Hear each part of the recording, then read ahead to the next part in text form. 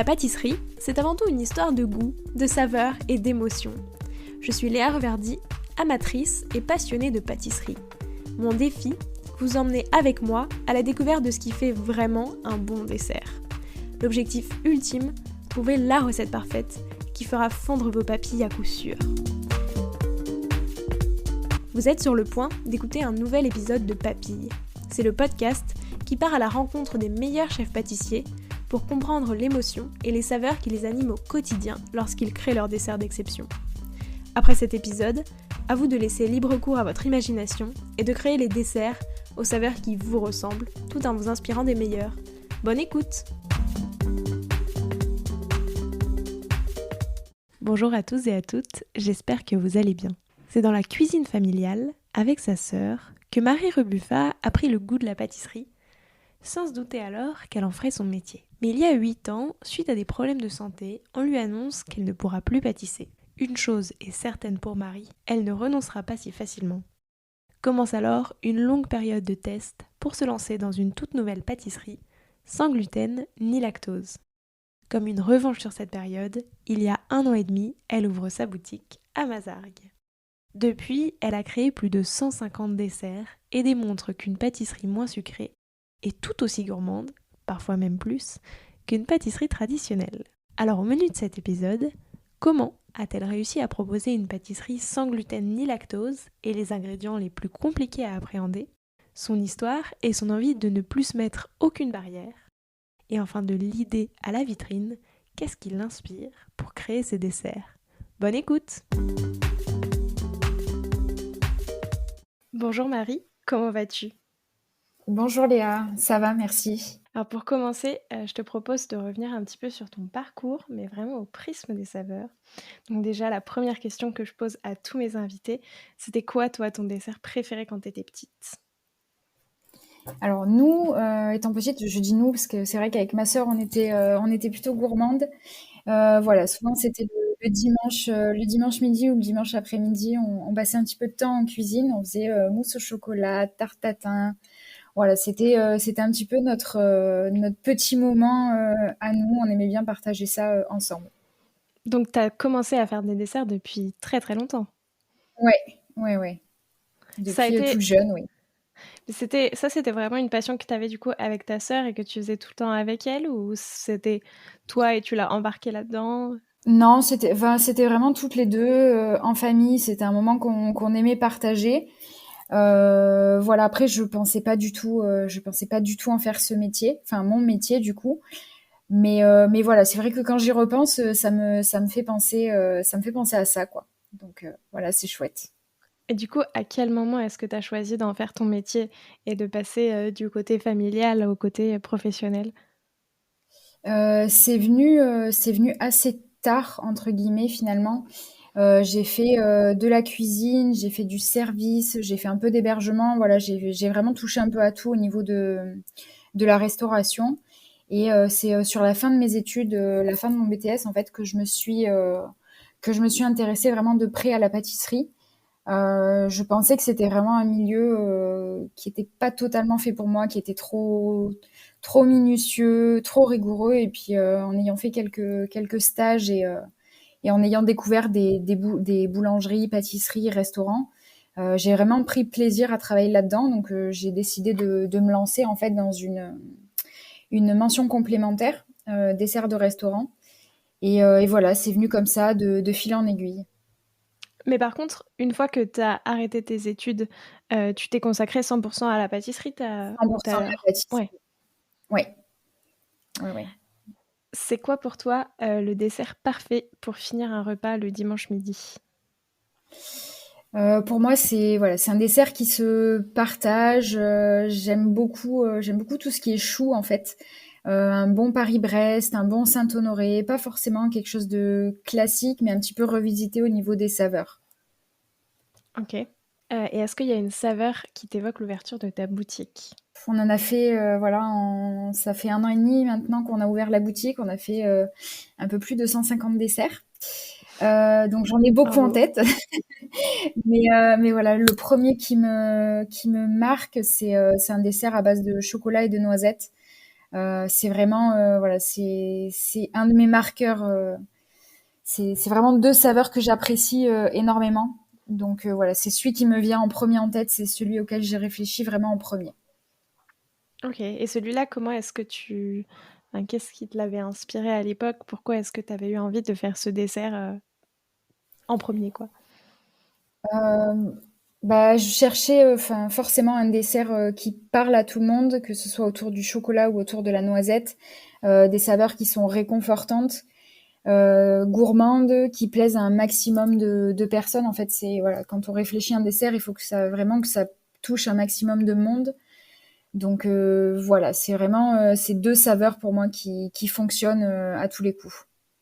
C'est vrai et que tout le monde aime, enfin presque, mais Ouais, voilà, c'est ça. Il y a peu de gens qui aiment, pas le chocolat ou la noisette. Donc voilà, généralement c'est une valeur sûre. c'est clair. D'ailleurs, c'était quoi les saveurs de ta toute première création? Pas, forcément celle pour la boutique, mais celle de toujours? La première, bah, c'est quand je me suis mis justement au sans gluten et au sans lactose, j'avais essayé de refaire une tarte citron meringuée. Heu, voilà, c'était vraiment le 1er dessert que je faisais, en ayant ces contraintes-là. Donc j'étais pas partie dans un truc très compliqué, mais voilà, c'est le premier dessert que j'ai réalisé sans gluten et sans lactose. Ça, on va y revenir parce que c'est un sujet qui m'intéresse, énormément. Mais avant ça, c'était quoi les saveurs de ta toute dernière création? Alors, la toute dernière, bah, c'était ce week-end. En fait, à la boutique, on a, tous les week-ends, on fait un dessert qui change, ce qu'on appelle la suggestion du week-end, donc qui est disponible le vendredi, samedi, dimanche. Et ce week-end, j'avais fait un finger vanille, fève de tonka, poire et amande. Voilà, ça c'est la dernière en date. Ça, depuis quand est-ce que tu fais tous les week-ends un dessert qui change? Est-ce que c'est pas super contraignant au niveau de la créativité? Alors ça peut paraître contraignant, par rapport aux idées. Après, on a mis ça en place assez rapidement à la boutique dès qu'on a ouvert, peut-être un mois et demi après, parce que voilà, on a une carte qui est assez petite. On a 5 desserts tout le temps, plus la sixième du coup tous les week-ends. Mais voilà, moi, ça me permet aussi d'avoir quelque chose qui change toutes les semaines, de pas se lasser dans ce qu'on fait. Ça peut paraître un peu répétitif, le travail de boutique en fait, faire tous les jours la même chose. Donc voilà, j'avais vraiment envie d'intégrer quelque chose qui change. Et puis voilà, quand j'ai un fournisseur qui me dit bah, j'ai tel fruit que j'ai eu, voilà, une saveur que j'ai envie de travailler qui pourrait ne pas forcément plaire tout le temps à la carte. Donc voilà, moi c'est un moyen qui me permet de m'exprimer aussi au niveau de la créativité et d'avoir quelque chose qui est un peu éphémère sur quelques jours. Et du coup, celui-là, tu le crées, Voilà, en début de semaine pour la fin de la semaine? c'est ça, c'est ça. Souvent c'est le mercredi ou le Ah oui. jeudi, dernier délai pour le vendredi, ouais. Ouais, ouais. Après c'est vrai que j'attends toujours le mardi ou le mercredi pour avoir peut-être des fruits qui changent un peu. Quand j'ai pas, ben voilà, il faut rebondir et trouver quelque chose qui va plaire, quoi. En fonction des saisons toujours. Mais ça, est-ce que enfin, du coup, tu as pas tous les process, de validation de enfin, j'imagine que tu as beaucoup moins de tests, que pour les autres desserts, quoi, du coup, enfin, en fait, peut-être C'est que ça, c'est aussi plus libre, dans le sens où tu fais quelque chose et hop, il vient direct, quoi. c'est ça. Après voilà, je pars pas non plus dans l'inconnu. C'est voilà, c'est des biscuits que je fais ou que j'améliore, où Oui. j'utilise d'autres saveurs, pareil, des fruits généralement que j'ai déjà travaillé, des ganaches, voilà. Après c'est des associations de saveurs, mais c'est vrai que je vais pas partir dans un truc que j'ai jamais fait pour une suggestion, ou alors il faut que j'ai eu le temps de tester la semaine d'avant, quoi. Ouais. Oui, sinon ça Ça fait marche, un petit peu court. ça fait un peu court. Ouais. Donc d'ailleurs, effectivement, tu fais, beaucoup du sans gluten et sans lactose. À quel moment est-ce que tu as eu, envie de te mettre à cette pâtisserie-là et pourquoi? Alors, j'ai pas forcément eu envie. Ça a été un petit peu une contrainte. En fait, c'est arrivé comme ça. J'ai eu des soucis de santé il y a quelques années. J'ai rencontré beaucoup de médecins et notamment une naturopathe qui m'a dit voilà, il faut essayer d'enlever complètement le gluten et le lactose de votre alimentation, voir si ça peut améliorer les douleurs par la suite. Donc j'ai fait un régime vraiment strict pendant 6 mois sans gluten, sans lactose. Et en fait, à la suite de ce régime, bah, j'ai pas pu réintégrer le gluten et le Mm. lactose dans mon alimentation parce que mon corps a décidé que c'était certainement plus bon pour moi. Donc voilà, il a fallu trouver, refaire en fait un petit peu toutes les recettes de base que j'avais et les réadapter en sans gluten et sans lactose. Voilà, donc c'était il y a 7 ans, 8 ans maintenant. Donc c'était encore très peu connu sur le marché. Ouais. Donc on avait peu de possibilités au final au niveau des matières premières. Donc ouais, c'est surtout ça qui était compliqué. Ça a été ça le plus... Enfin, parce que du coup, comment est-ce que ça s'est passé un petit peu toute cette transition? Puis j'imagine que c'est compliqué en plus quand t'apprends ça et que t'es pâtissière et que t'as l'habitude depuis le début d'utiliser du lait, de la crème, d'utiliser de la farine classique de blé et tout. Enfin, comment ça s'est passé? Qu'est-ce que t'as mis en place? À l'époque, tu travaillais où du coup? Enfin, parce que t'avais pas ta boutique, donc... Non, en fait quand ça m'est arrivé, j'étais en restauration, j'étais pâtissière de restauration. Donc voilà, c'était du dessert à l'assiette pur et dur. Et, euh, et voilà, il a fallu en fait trouver d'autres alternatives. Donc au début, je partais pas dans des choses compliquées. J'essayais de remplacer le lait par des laits végétaux qu'on trouvait. Ça, c'était encore assez facile pour le substituer. Et après, voilà, il a fallu comprendre comment les farines fonctionnaient en fait pour remplacer le gluten dans une recette. Voilà, ce que je dis toujours, l'exemple que je prends, c'est le premier gâteau sans gluten que j'ai fait. Je voulais faire un biscuit moelleux à la noix de coco. Et en fait, j'ai voulu remplacer la farine de blé par 100% noix de coco. Le gâteau est parti à la poubelle, clairement. Il était immangeable. Donc voilà, ça a été des mois et des mois et des mois d'essais, de tests, voilà, savoir ce qui allait ensemble, ce qui marchait pas. C'est plus ça qui a été compliqué, surtout l'association de farine. Après, j'ai commencé à trouver des crèmes sans lactose. Donc ça a été quand même plus simple.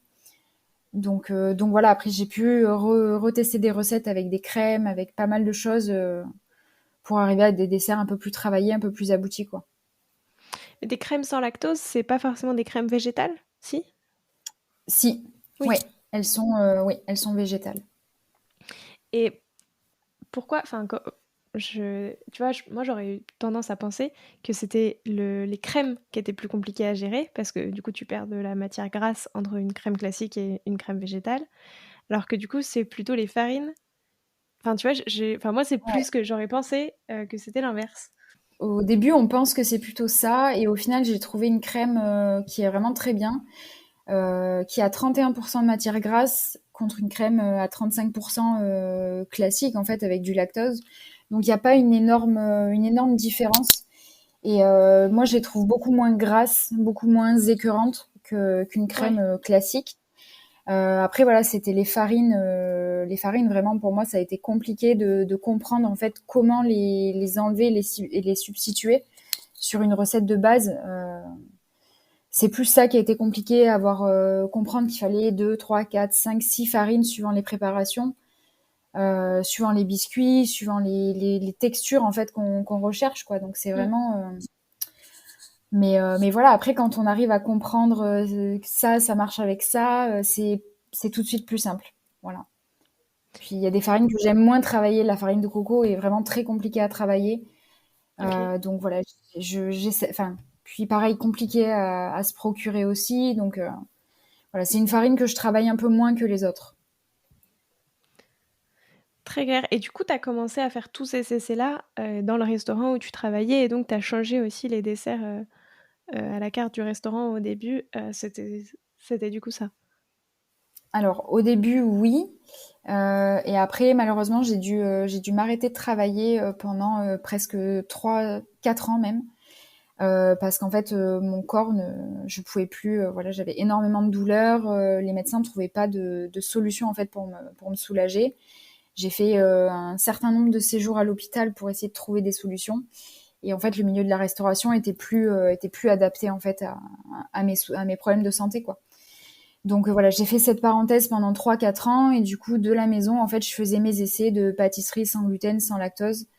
Voilà, dans l'espoir, voilà, parce que les médecins m'avaient dit la pâtisserie, vous oubliez, c'est plus pour vous, vous faites une croix dessus.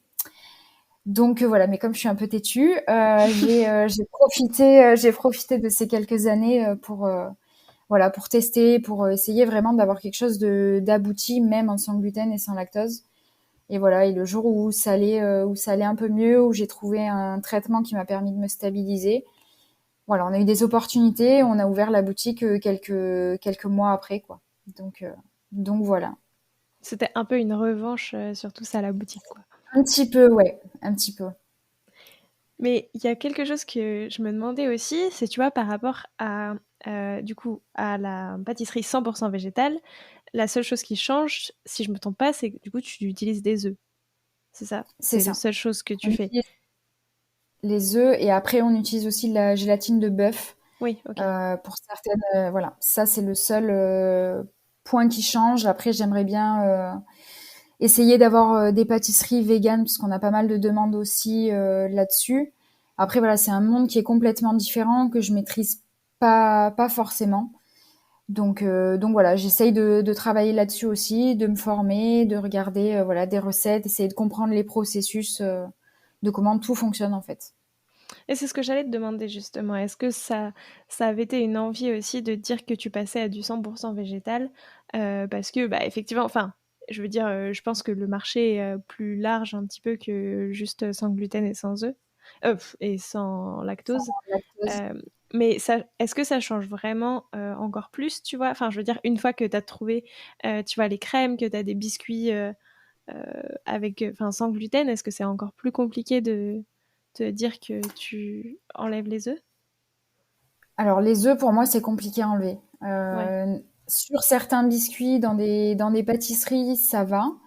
On a des desserts à la carte qui sont sans œufs parce qu'on a pareil pas mal de personnes qui sont intolérantes ou allergiques aux œufs. Donc voilà, on essaye vraiment de s'adapter à un plus grand nombre de personnes. Après, moi, ce qui me pose problème, c'est pour tout ce qui est côté biscuiterie. Les cookies, les brownies, ça, c'est Mm. encore compliqué pour faire du sans gluten, sans lactose et du sans œufs. Voilà. Donc après, il faut, voilà, c'est des recherches, c'est des essais, c'est pas mal de choses à mettre en place justement pour arriver à des résultats moi, qui me, qui me Ouais. donnent envie, qui me conviennent. Et est-ce que la pâtisserie, du coup, comme tu fais aujourd'hui, hein, sans lactose, sans gluten, etc., est-ce que pas tu préfères, mais t'es arrivé au résultat où, tu vois, où en fait, t'as pas l'impression forcément qu'il n'y a pas de gluten ou de lactose et tu vois, t'as les mêmes textures, t'as les mêmes saveur que ce que tu avais avant et du coup c'est pas enfin tu vois je sais pas j'imagine qu'il peut y avoir un côté frustrant au début de se dire que tu peux plus faire ce que tu aimais bien et qui était bon. Du coup est-ce que tu as réussi à retrouver exactement les mêmes textures et tout? Sur la plupart des desserts qu'on propose, oui. Après, moi, je me base, du coup, je suis avec Mathias depuis 7 ans. Voilà, au début, il me disait, je ne peux pas manger tes gâteaux, je les trouve pas bons. Parce que lui, le côté sans gluten et sans lactose, en fait, ça le dérangeait. Et il me dit, maintenant, je fais plus du tout la différence. Et même dans notre clientèle, en fait, on a 50% de personnes qui sont intolérantes ou allergiques et 50% en fait qui ont aucun problème de santé et qui du coup nous disent voilà vos gâteaux ils sont plus légers, moins sucrés, Ouais. ils font pas la différence en fait. Donc voilà, c'était ça aussi le but, c'était pas d'être uniquement pour des personnes intolérantes, allergiques, c'était vraiment de voilà d'ouvrir enfin voilà une pâtisserie fine et que tout le monde puisse se faire plaisir sans a priori en fait. C'est Est-ce ça que aussi ça qui est compliqué. ouais je saurais est-ce que c'était dur de d'enlever les a priori des gens? Bah c'est encore enfin sur certaines personnes, il y en a qui sont encore très fermées là-dessus quoi. C'est pour eux une pâtisserie, c'est avec gluten, avec beurre, avec tout ce que, enfin voilà, c'est. Mais voilà, après il faut leur expliquer les choses, qu'on utilise des bonnes matières premières, qu'on fait pas forcément la différence à la dégustation et c'est ça. Après il faut que les gens soient ouverts aussi à ça et aient envie de goûter. Il y en a qui étaient très fermés au départ et puis en fait maintenant ils me disent on sent pas la différence quoi. Et quand ils goûtent une pâtisserie lambda, ils disent ouais, mais c'est beaucoup plus lourd, beaucoup plus sucré. Donc voilà, je pense qu'on a réussi en quelque sorte à enlever certaines idées de la tête des gens. Après, voilà, il y en a qui sont vraiment très fermés et qui ne comprennent pas du tout, quoi. Mais après, voilà, il en faut pour tous les goûts. Oui, c'est ça, c'est pas grave de pas satisfaire à Ouais, 100% des gens. ouais, c'est ça. Aujourd'hui, d'ailleurs, qu'est-ce qui est important pour toi dans la pâtisserie en règle générale et dans ta pâtisserie plus spécifiquement? Moi, ça passe vraiment par le côté gourmand. Voilà, c'est se faire plaisir, utiliser des matières premières de qualité. Vraiment, on essaye d'utiliser de bons produits. De toute façon, ça se ressent directement à la dégustation. Et voilà, travailler des associations de saveurs qu'on retrouve pas forcément ailleurs, en fait. Là, on a un dessert à la carte, c'est les pastis cacahuètes. Enfin, voilà, si on aime ce côté anisé, c'est vraiment le dessert que j'avais envie de faire depuis quelques mois. Et je m'étais dit, bon, on va attendre un petit peu que les gens connaissent un peu plus la pâtisserie et voilà, soient un peu moins surpris quand ils le mangent, quoi. Mais voilà, c'est vraiment se faire plaisir et en fait, ça se ressent quand les gens le goûtent, quoi. C'est pas avoir des barrières et Ça, c'est ces associations de saveurs-là, parce qu'effectivement, j'avais vu celui, avec, du pastis anisé et cetera. Qu'est-ce qui te les inspire? Comment est-ce que tu as eu l'idée, tu vois, alors peut-être si on se base sur, ce dessert-là en particulier, qu'est-ce qui te l'a inspiré? Quelle est son histoire un petit peu? Mais plus généralement, tu vois, j'imagine que c'est toujours un petit peu les mêmes choses qui te donnent envie, plus ou moins? alors pour celui-là, en fait, à la base, c'était un macaron. On faisait un macaron pastis cacahuète que j'avais créé quand je travaillais dans un ancien resto, qu'on a remis à la carte de la boutique pour les fêtes.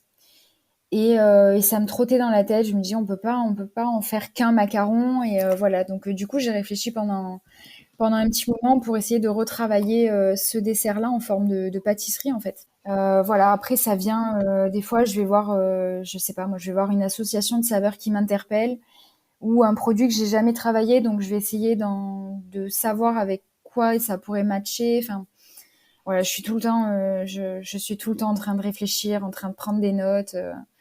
Voilà, ça s'arrête jamais. Mais voilà, moi c'est ça qui me plaît quoi. Est-ce que d'ailleurs le fait, tu vois, d'avoir dû à un moment dans ta carrière tout réinventer, enfin te dire, «Bah, en fait, je reprends, il faut que j'arrive à faire des crèmes, il faut que j'arrive à faire tout ça, en ayant des grosses contraintes», est-ce que ça a développé encore plus, tu vois, finalement ton affinité et ton processus créatif, enfin ton affinité avec le fait de tester encore plus, d'aller plus loin dans ce que tu imaginais et tu vois, de moins te mettre de limites? Ouais, je pense que en fait j'ai été tellement entre guillemets frustrée pendant certain nombre d'années. J'ai dit on arrête les barrières. Voilà, si j'ai envie de faire un truc, voilà, il faut que j'aille au bout et au moins je sais que, enfin, j'aurai pas de regrets quoi. Mais au final, les gens sont réceptifs et voilà, ils ont envie de goûter des choses qui changent, qu'on voit pas de partout. Donc voilà, moi aussi c'est ça qui me fait plaisir, arriver à retranscrire un petit peu ce que moi j'ai en tête et euh, et voilà, leur faire plaisir quoi. Après, ça plaît pas à tout le monde, je suis d'accord. Mais voilà, après sur certaines créations, j'aime bien aller un petit peu loin dans ce que je propose, quoi. Pour continuer un petit peu juste, tu vois, à parler un petit peu de tout ce côté, sans lactose, sans gluten et cetera. Qu'est-ce que tu dirais, à des pâtissiers, tu vois, des jeunes pâtissiers qui, soit traversent un petit peu la même chose que ce que tu as traversé ou qui juste, tu vois, se disent: «Bah, en fait, moi, j'ai pas envie, de faire de la pâtisserie traditionnelle et je voudrais changer, je voudrais m'adresser à tous ces gens», parce qu'il y en a de plus en plus, en fait, des intolérants au gluten, au lactose et cetera. Qu'est-ce que tu leur dirais? Et puis peut-être aussi, qu'est-ce que tu dirais à la Marie d'il y a 7 8 ans, qui j'imagine, tu vois, a vu ça comme comme une épreuve, un peu horrible de: «Mince, le monde se retourne contre moi», quoi. Non, mais c'est vrai que ça a été compliqué, compliqué à accepter, en fait, puis d'avoir les médecins en face qui me disent: «Non, mais en fait, faut arrêter ça, quoi». Moi, pour moi, dans ma tête, c'était pas possible. Enfin voilà, la pâtisserie, c'est ma passion, c'est ma vie. Donc voilà, après, faut pas. Je pense qu'il faut accepter. C'est déjà le premier truc le plus dur à faire. Mais après, en fait, il faut en faire une force. Voilà. Moi, à la base, il y a 7 ans, il n'y avait pas beaucoup de livres de recettes sur le sans gluten, sur le sans lactose, ou alors c'était vraiment des choses très simples, enfin des petits biscuits, des cookies, pas forcément de la pâtisserie fine. Et voilà, je me suis renseignée, j'ai regardé des vidéos, j'ai passé des heures et des heures à chercher le pourquoi du comment, pourquoi ils utilisaient cette farine dans ces biscuits. Enfin, c'est un vrai travail de recherche, quoi. Donc après, oui, il faut avoir un peu de temps, faut le prendre aussi le temps. Et voilà, c'est comme toute recherche de carte. Quand je crée une carte, je me dis voilà, ben, je prends du temps, j'essaye de chercher de nouvelles textures, de nouvelles associations voilà, pour essayer de surprendre aussi, toujours. Puis même nous, ça nous permet de voilà, d'élargir aussi notre carnet de recettes, de pas tourner en rond, tout le temps, quoi. Donc c'est en fait, c'est infini. C'est Ouais, c'est clair. Et est-ce que tu trouves que ça, tu vois, finalement élargir à d'autres farines, à d'autres, types de crèmes et cetera et les apprendre en fait, comprendre comment elles fonctionnent, est-ce que tu penses que ça devrait être, au programme des CAP pâtissiers et tu vois, directement dans les programmes de formation? ouais, je pense qu'il y a il y a un gros progrès à faire là-dessus, au niveau des matières premières utilisées, au niveau des recettes qu'ils apprennent au niveau du CAP. Bon, je parle de CAP parce que j'ai eu des apprentis qui passent le CAP. Moi, quand je vois les recettes avec les quantités astronomiques de sucre, enfin, franchement, ça fait peur, quoi. Je suis entièrement d'accord pour apprendre pour apprendre les bases des biscuits, des crèmes, de tout ce qu'on veut. Mais voilà, faut aussi travailler, je pense, avec son temps. Et voilà, on recherche en fait des pâtisseries qui ont plus de goût, qui sont beaucoup moins sucrées. Mmh. Voilà, c'est pas forcément ce qui était proposé il y a 50, 60, enfin. Puis il y a de plus en plus de personnes, que ce soit dans les élèves, dans les profs, qui ont des allergies, des intolérances, et je trouve ça dommage qu'on se serve pas justement de ces problèmes Mmh. qui nous touchent de près ou de loin pour apprendre en fait. Les farines, il y a tellement de farines disponibles et en fait elles ont toutes un goût, une texture, elles ont plein de propriétés différentes et je trouve ça dommage qu'on l'apprenne pas un petit peu plus en cours ou ne serait-ce qu'on fasse des petits essais sans forcément baser le programme là-dessus. Ouais. Mais voilà, au moins en parler, dire que voilà, ça existe, que c'est pas forcément mieux ou pire, mais voilà, essayer d'aborder peut-être sur un module les choses différemment, quoi. Ouais, effectivement, histoire que si jamais, tu vois, tu te retrouves confronté au problème ou même juste tu as envie d'essayer autre chose, parce que comme tu dis, en fait, tester une autre farine, c'est aussi, un moyen d'avoir un autre goût, une autre texture et tout, donc au moins que ça puisse, qu'on puisse se dire: «Ah bah, voilà, je l'ai vu et j'ai au moins une petite base pour commencer C'est ça, ma recherche, quoi». ouais. Oui, et puis même les sucres, c'est vrai qu'on apprend tout avec Ouais. le sucre blanc et il y a des sucres non raffinés qui ont un goût juste exceptionnel. Donc voilà, on peut essayer de travailler les choses un petit peu différemment sans changer complètement les programmes. Mais voilà, essayer de se rapprocher un petit peu de ce qui se fait maintenant en essayant d'alléger, de moderniser un petit peu tout ça, quoi. Sans oublier les bases de la pâtisserie, ça c'est le b.a.-ba, mais voilà, essayer de travailler un petit peu différemment, quoi. Effectivement. Toi, aujourd'hui, qu'est-ce qui t'inspire, tu vois, quand tu vas créer un nouveau dessert? Alors, tu as ces desserts de toutes les semaines, où du coup, tu dois vite trouver une idée avec, les fruits, ce qui arrive. Mais plus globalement, tu vois, pour tes desserts, classiques, ceux qui restent plus longtemps en tout cas, qu'est-ce qui te les inspire, ceux-là? Et combien de temps ça te prend? Est-ce que c'est toujours aussi rapide du coup? Toujours aussi rapide, ça dépend. En fait, à la boutique, on essaye, là, quand on a ouvert, du coup, on faisait uniquement du sans gluten, sans lactose. Après, on nous a demandé du sans œufs parce qu'il y a beaucoup d'intolérance et d'allergies alimentaires par rapport à ça. On nous a demandé aussi du sans fruits à coque parce qu'il y a beaucoup d'allergies aussi à ça. Donc voilà, j'essaye quand je crée mes cartes d'avoir toujours un ou deux desserts sans œufs, un aux fruits, un au chocolat, un ou deux desserts sans fruits à coque, pareil, un aux fruits, un au chocolat. Voilà, donc en fait, j'essaye de vraiment de réfléchir par rapport à ces problématiques que j'ai. Comment, enfin voilà, comment travailler, comment proposer quelque chose qui plaise à un maximum de personnes, toujours avec des fruits de saison. Voilà, après c'est des envies que j'ai sur le moment. Des fois, je demande à mon primeur, ben, qu'est-ce que tu as en ce moment? Est-ce qu'il y a un truc qui me fait tilt? Et je me dis, bon, ben voilà, ça, il faut que je le travaille parce que j'en ai vraiment envie. Ou des fois, c'est, voilà, je note sur mon téléphone, j'ai des listes entières d'associations de saveurs qu'il faut que je teste. Donc voilà, j'essaye aussi de les mettre en place à la carte quand je sais que c'est quelque chose qui pourra plaire à un maximum de personnes, quoi. Mais effectivement, tu pars déjà avec pas mal de contraintes, hein, parce que si tu dois Ouais. répondre... Félicitations, hein, parce que... Après, on me demande souvent du sans sucre. Là, je dis, enfin, c'est encore un autre métier, donc je peux pas tout faire. Du Peut-être sans plus sucre? tard, mais ouais. Bah, pour les diabétiques, après, c'est vrai Ah qu'on essaie oui. d'utiliser un maximum de sucre non raffiné. Mais voilà, c'est encore des choses qu'il faut analyser au niveau du nombre de calories, au niveau de plein de trucs. Moi, c'est pas mon métier, quoi. Mais voilà, je trouve ça très intéressant aussi de travailler avec des sucres qui ont un indice glycémique bas. Voilà, se dire que ça peut aussi toucher une autre clientèle, quoi. Effectivement, et en plus, ce que je trouve assez chouette, c'est que tu vois, tu proposes tout ça et du coup, tu touches, enfin, tu t'apportes finalement des desserts à des personnes enfin, qui peuvent pas en manger forcément dans toutes les pâtisseries. Et c'est assez chouette parce qu'en plus, t'es pas du tout, tu vois, à Paris, ni même exactement à Marseille, donc ça te permet, enfin, je trouve que c'est cool pour les gens, tu vois, d'avoir cette offre-là, finalement, dans un endroit où tu as moins d'offres que bah, à Paris. Tu vois, effectivement, il y a pas mal de pâtisseries, même à index glycémique bas, etc. Donc c'est vrai que c'est cool d'avoir cette offre quoi, à côté de chez soi. Ouais. Non, non, c'est bien. Et puis c'est vrai que les gens, enfin voilà, il y a très peu même de pâtisseries. Nous, on est vraiment sans trace ni de gluten ni de Ouais. lactose. Donc voilà, on a reçu des gens, enfin de Antibes, des gens qui sont prêts à faire des heures de route pour une pâtisserie. Et puis voilà, ils me disent, ça fait tellement longtemps qu'on n'a pas mangé une pâtisserie fine. Enfin voilà, on a des retours, enfin, ça fait chaud au cœur et se dire qu'on peut permettre à des personnes voilà, de se Ouais. faire plaisir ou qu'au moment du dessert, il n'y ait pas forcément de différence, que tout le monde mange la même chose. Bah voilà, c'est pour ça aussi qu'on le fait et qu'on a envie de continuer dans cette direction-là, quoi.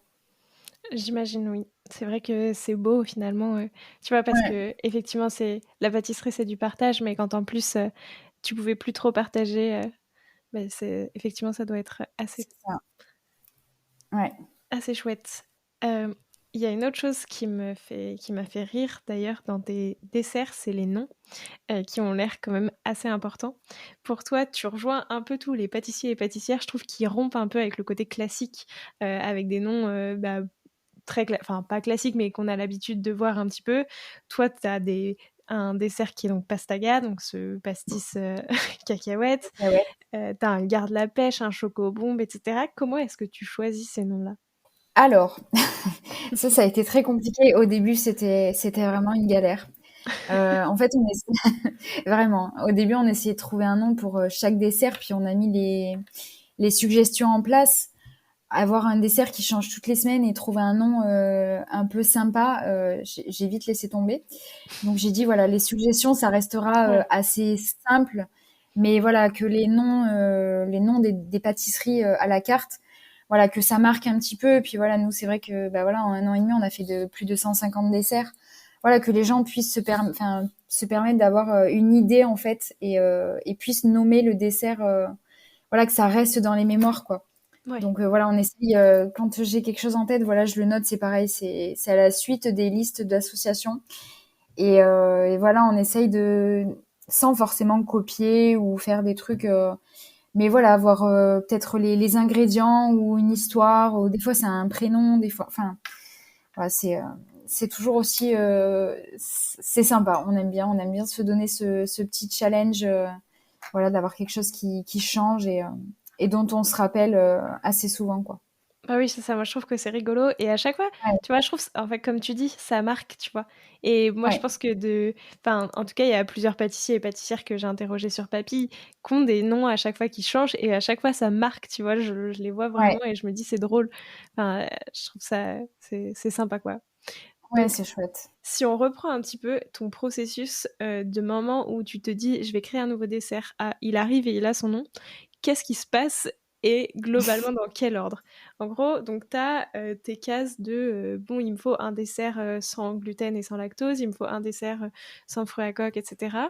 Après, du coup, qu'est-ce qui se passe? Est-ce que tu choisis l'ingrédient? Tu as d'abord le visuel en tête? Comment est-ce que... Généralement, je prends les ingrédients en premier. Si je sais qu'il faut que je fasse un dessert aux fruits, voilà, j'essaye de construire un petit peu mes bases, mes crémeux, mes confits, mes biscuits par rapport au dessert que je veux faire. Après, je réfléchis souvent au visuel, savoir si tout va être bien équilibré au niveau des textures, s'il y aura assez de biscuits, s'il y aura assez de confits, enfin voilà tout ça. Et après, ben, vient le moment des essais. Voilà, savoir si ce que j'avais en tête, j'arrive à le reproduire exactement. Et après, généralement, on fait une dégustation tous ensemble. Et c'est là que voilà, on choisit le nom du dessert. Voilà. Parce que des fois, il y a des petites choses à améliorer. Peut-être que je vais rajouter un ingrédient ou une épice. Voilà, des fois, ça peut être un petit truc, mais du coup, ça peut changer vraiment la composition du dessert et ce qui ressort en fait. Voilà, généralement, le nom, ça vient en dernier. Ouais, des fois, ça m'arrive de trouver le nom le matin à 8h30 pour l'ouverture à 10h. Mais bon, Ah oui. voilà. C'est un petit truc, ouais, on est souvent sur le fil. Mais bon, voilà, c'est les premières années, c'est comme ça. Je pense que tout le monde est passé par là. Donc, Ouais, puis trouver un nom, faut toujours de l'inspiration, quoi. c'est ça, c'est ça. Mais des fois, ça me réveille et je me dis, oh punaise, celui-là, il faut que je le note. Ou c'est des trucs. Voilà. Mais bon, c'est marrant. C'est marrant. Oui, mais t'aimes bien visiblement te mettre des petits coups de pression supplémentaires du... Oui, j'aime bien. J'aime bien travailler à la dernière minute, généralement. Je sais que là, j'ai pas le droit à l'erreur et c'est maintenant ou jamais, quoi. Donc, Tu l'imagines comment, toi, la pâtisserie de demain? Et peut-être ta pâtisserie de demain, qu'est-ce que tu voudrais faire de plus, de moins? Qu'est-ce que tu voudrais changer? Ou peut-être que tu voudrais rien changer du tout? non, bah après, là, enfin, j'aime bien ce qu'on propose là, même depuis quelques mois. On a essayé d'étendre un petit peu la partie biscuits, proposer un peu plus de choses parce que c'est vrai que voilà, après c'était notre première boutique, donc on y allait petit à petit. Voilà, on voulait pas proposer énormément de choses et puis au final pas arriver à tout Ouais, gérer. Donc voilà, on s'est dit on fait les choses petit à petit et une fois que tout est plus ou moins calé, qu'on arrive à être serein dans tout ça, on essaye de mettre en plus des petites choses. Donc voilà, c'est vraiment travailler là-dessus, essayer de faire un peu plus d'événements de mariage, voilà des petits événements comme ça qui permettent aussi de changer de ce qu'on fait d'habitude, ouais. des milliardises, des choux, voilà, de sortir un petit peu de cette routine, de rencontrer aussi d'autres personnes. Enfin voilà, c'est vrai que c'est toujours les rencontres, c'est tellement important aussi. Ça permet de se remettre en question, voilà, de faire plein de choses, de réfléchir différemment aussi, quoi. Et la pâtisserie de demain au sens plus large, tu vois, comment est-ce que... euh, quelle vision un peu tu t'aurais, toi, sur la pâtisserie? Moi, déjà moins sucré. Voilà, souvent, ça m'arrive, voilà, je suis pas allergique au gluten et au lactose, donc ça m'arrive de goûter des pâtisseries de pâtissiers classiques entre guillemets, hein, mais je trouve toujours ça trop sucré pour moi. Mhm. Je trouve qu'en fin de repas, c'est vraiment cette note de sucre qu'on garde plutôt que le goût des fruits ou le goût du chocolat. Enfin voilà, vraiment essayer de travailler un peu plus en légèreté. Voilà, tout en gardant en fait la gourmandise, hein. On peut très bien avoir un dessert très gourmand, mais pas bourré de sucre, quoi. Voilà, moi, c'est vraiment ça Effectivement. qui, ouais. Ouais, je trouve que c'est vrai que ça change tout et surtout en fin de repas. Mais en fait, je trouve que, tu vois, en boutique, t'as moins là, cette sensation-là, dans le sens où, tu vois, finalement, les gens l'achètent, tu sais pas trop ce qu'ils vont manger avant, donc tu sais pas non plus exactement comment tu doses. Ouais, le sucre, oui, oui, pour peu qu'ils aient fait un repas hyper lourd. Non, c'est vrai que c'est compliqué. Bah, après, le fait d'avoir des retours quand les gens reviennent, ouais, ils me disent Oui, c'était beaucoup moins sucré qu'un gâteau normal. Donc voilà, nous on sait qu'on reste entre guillemets sur cette ligne de conduite là. Donc Après, moi, j'essaye toujours d'enlever un maximum de sucre. Des fois, Mathias, il me dit, stop, arrête, il faut un peu de sucre quand même, quoi. Oui, d'accord. Mais, Mais un tout petit peu. mais un petit peu, voilà. C'est quoi d'ailleurs l'ingrédient, que tu adores travailler? Ton ingrédient un peu chouchou, tu vois, donc tu pourrais pas te passer? Euh, J'hésite entre deux, chocolat et noisettes. C'est vraiment, moi, c'est vraiment quelque chose qui me, voilà, praline et noisettes. Je pourrais en mettre un peu à toutes les sauces. Le problème, c'est qu'il y a des allergies, donc j'essaye de me calmer Mmh. là-dessus. Mais voilà, après le chocolat aussi, chocolat noir, chocolat au lait, en fonction des saisons, j'adore quoi. Et est-ce qu'au contraire, il y a un ingrédient, pas que tu pas, mais qui te donne pas mal de fil à retordre? Tu vois, que tu pas forcément encore trouvé exactement, comment bien le travailler pour qu'il soit aussi bon que nature? Euh, Non, enfin après moi j'ai eu j'ai eu un peu de mal avec les agrumes au début. J'ai toujours beaucoup de mal avec le pamplemousse. Je J'aime pas ça et j'ai vraiment du mal à le travailler. Ce côté vraiment très très amer et l'orange. L'orange, en gâteau, je Mmh. déteste en fait. Alors que le citron, tout ce qui est yuzu, bergamote, enfin voilà, tout ça, j'adore. Mais voilà, l'orange et le pamplemousse, c'est vraiment quelque chose que j'ai vraiment du mal. Et ça, du coup, tu tu fais pas? Voilà, j'en fais peu, j'en fais peu. Voilà, faudrait que je m'y mette. Peut-être pas le pamplemousse tout de suite, mais l'orange, ouais, un petit peu. Non, bah, oui, surtout si le pamplemousse, dans tous les cas, tu pas, c'est compliqué. Ouais, Enfin, c'est ouais, toujours moins agréable quand même de travailler quelque chose qu'on n'aime pas. ouais. Non, mais après, peut-être que je goûterai un jour une pâtisserie au pamplemousse qui me fera complètement changer d'avis. Mais c'est vrai que pour l'instant, j'ai encore jamais goûté ça. Donc, à voir. Et est-ce que tu aurais un conseil, à me donner, à moi qui suis pas pâtissière, mais qui aime bien faire des desserts et que tu trouves qu'on donne pas assez? Un conseil. Moi, je pense qu'il faut vraiment réfléchir. Euh, Construire un peu son dessert au niveau des textures qu'on a envie d'avoir en bouche. Le côté croquant, le côté moelleux, le côté un petit peu entre guillemets gras d'une bonne ganache montée bien faite. Enfin voilà, vraiment avoir une association de deux, trois, quatre textures pour vraiment avoir quelque chose en bouche qui marque. Moi, c'est vraiment ce que j'essaye de retranscrire au maximum dans mes pâtisseries pour avoir tout ça. Ouais, toujours avoir quand même un minimum, de texture pour avoir quelque Ouais, chose de chouette. Même 2 en fait, c'est pas tant que ça, quoi. pour moi, c'est pas assez. Ouais. Pour moi, c'est pas assez. Ouais. Non, merci beaucoup pour ce conseil. Maintenant, je te propose de te prêter au jeu du questionnaire de Proust, des saveurs. Déjà, si toi, t'étais un de tes desserts, tu serais lequel? Je pense que je dirais le finger chocolat noisette qu'on a fait il y a quelques mois. Voilà, j'avais travaillé sur une ganache très crémeuse avec une couverture noisette sans lactose. Voilà, avec un biscuit brownie bien moelleux, les noisettes croquantes. Enfin voilà. Si tu devais choisir un seul classique à décliner pour le reste de tes créations, ce serait lequel? Tu vois, par classique, j'entends, Paris-Brest, éclair, je sais pas, Saint-Honoré, cake. Ah, je sais pas, c'est dur comme question. Non, après une tarte aux fruits. Après les tartes aux fruits, c'est bien parce que ça change. Mmh. Nous, ce qu'on fait à la boutique, c'est qu'on a réinventé, enfin réinventé. On a fait une tartelette en fait avec une base de sablé breton et en fait on la retravaille en fonction des saisons. Tous les fruits, citron, poire, fraises. Ouais, on en a fait beaucoup et c'est vrai que ça permet de changer un petit peu au fil des saisons. Et même au niveau des visuels, on n'a pas le même visuel. Ouais, Ouais, donc ouais, personne s'en rend les tartes. compte que Ouais, c'est c'est ça, c'est ça. Non, mais c'est vrai que c'est un challenge aussi parce que on se dit bon bah la dernière elle était comme ça, il faut changer ouais, et le visuel et le fruit, voilà pour pas que ça y ressemble entièrement ou même par rapport à la saison d'avant, voilà pas refaire exactement la même chose avec les mêmes saveurs et le même visuel quoi.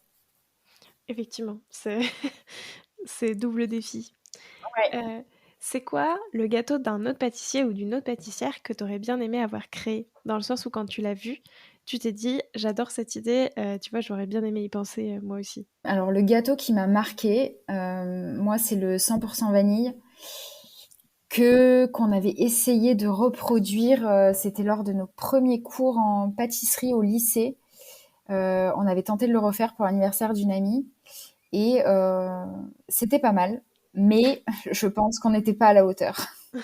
Voilà. Mais c'est vrai que voilà, travailler, ne serait-ce qu'un produit, en fait, une pâtisserie avec des déclinaisons de saveurs sur le même produit, Mmh. je trouve ça hyper intéressant en fait.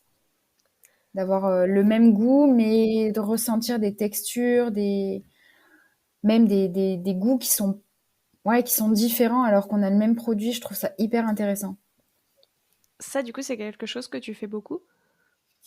C'est quelque chose que je vais essayer de travailler. J'ai pas mal de choses en tête là, donc je vais essayer, je pense, pour la prochaine carte de travailler dessus, ouais.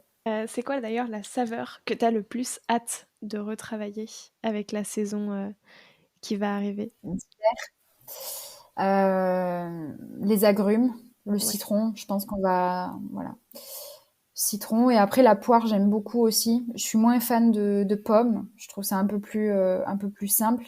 Mais la poire, voilà, je trouve qu'il y a énormément de possibilités avec. Donc voilà, j'ai hâte. On a déjà fait la semaine dernière du coup le finger, mais ouais, je trouve que c'est un fruit qui plaît aussi beaucoup, beaucoup. Donc on essaye de le travailler sous différentes formes et à plusieurs périodes de l'année. Maintenant, j'ai 5 dernières questions. Tu plutôt alors je connais déjà la réponse du coup, mais agrumes au chocolat? Chocolat, Plutôt herbe ou épice? herbe. Laquelle en particulier? J'aime beaucoup tout ce qui est un petit peu herbe de Provence, le thym, le romarin. J'aime beaucoup travailler les herbes un petit peu comme ça. Après, la menthe aussi, j'adore le basilic. En ce moment, on a des serres citron basilic. Pareil, j'ai un peu du mal à le changer, mais il va falloir. Mais voilà, ouais, herbe, Plutôt saveur d'automne ou saveur d'hiver? saveur d'automne, Plutôt tarte ou entremets? entremets. Et enfin, plutôt pastaga ou chocobombe? Ah, ça c'est dur. Non, je dirais chocobombe. Bah oui, quand même, le chocolat, je me suis dit. Ouais, ouais, ouais. Non, après, ouais. L'autre, je l'aime beaucoup, hein, mais c'est vrai que le chocolat, je pense que ça va être compliqué de rivaliser avec. Évidemment. Bah, écoute, merci beaucoup Marie, c'était super intéressant. Bravo aussi pour tout ce que, pour tout ce que tu as fait, pour tous les essais, pour tout ce que tu as fait pour en arriver là, c'est super. J'ai beaucoup aimé échanger avec toi. Je demande à tous mes invités un défi pâtissier à me lancer et à lancer à tous les auditeurs et auditrices qui voudraient le refaire. Donc soit une saveur à tester, une recette à refaire, un dessert à créer, enfin ce que tu veux. Quel défi est-ce que tu peux nous lancer? Bah, travailler peut-être un dessert bah, sans gluten et sans lactose. Voilà. Avoir une version en entremets, un entremets sans gluten et sans lactose.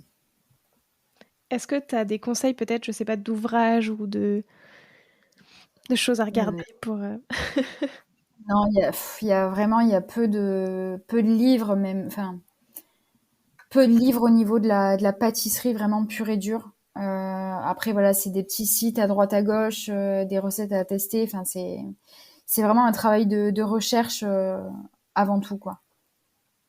bon, Malheureusement, il n'y a pas un livre. Je n'ai pas pris un livre où j'ai refait les recettes. Voilà, c'est vraiment. J'aurais aimé, vraiment, j'aurais aimé, mais mais peut-être qu'un jour il existera des livres, voilà, de pâtissiers ou pâtissières, voilà, sur le végétal, sur le sans gluten, sans lactose, ça serait pas mal. bah, écoute, merci beaucoup pour ce défi, que je vais Merci à essayer de toi. refaire le mieux possible. Je te laisse le mot de la fin. Est-ce qu'il y a quelque chose que tu aimerais ajouter pour clore cet épisode? Juste, voilà, se faire plaisir, rien n'est jamais perdu. Voilà, faut croire en ses rêves et il n'y a pas de raison que ça le fasse pas. Bah, merci beaucoup en tout cas, c'était très passionnant, cet échange. Merci pour ton temps et voilà, trop cool. Merci à toi, Léa. Merci beaucoup. J'espère que cet épisode vous a plu et moi je vous dis à la semaine prochaine en compagnie de Louise Rio. Prenez soin de vous.